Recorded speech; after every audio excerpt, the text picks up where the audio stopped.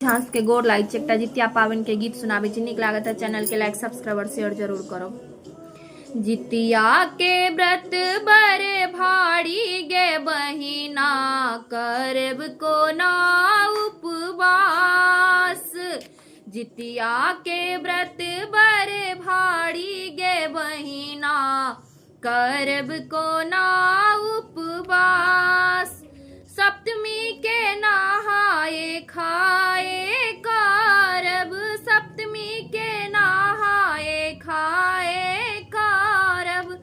मरुआ रोटी ओ माछक तरकारी, मरुआ के रोटी या माछक तरकारी। भोरहरबा उठब करब गे बहिना, करब हमको ना उपवास।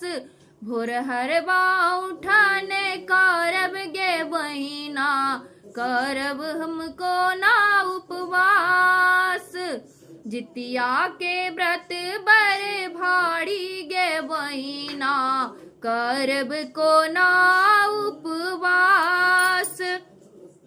विधि विधान सा पूजा करब, विधि विधान सा पूजा करब।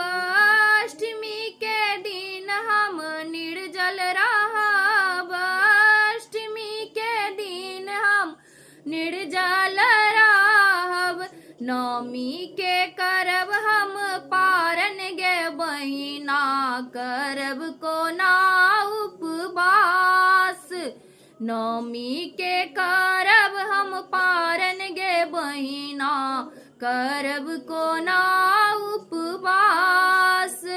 जितिया के व्रत बड़े भारी गे बहिना, करब को ना उपवास। जितिया के व्रत बड़े भारी गे बहिना, करब को ना उपवास। झिमनी के पात पर तेल खरी राखब, झिमनी के पात पर तेल खरी राखब।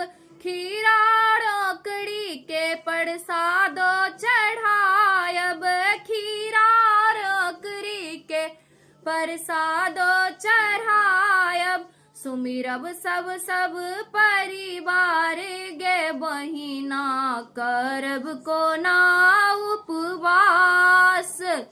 सुमिरब सब परिवार गे बहिना, करब को ना उपवास। जितिया के व्रत बड़े भारी गे बहिना, करब को ना उपवास। जितिया के व्रत बड़े भारी गे बहिना, करब को ना उपवास।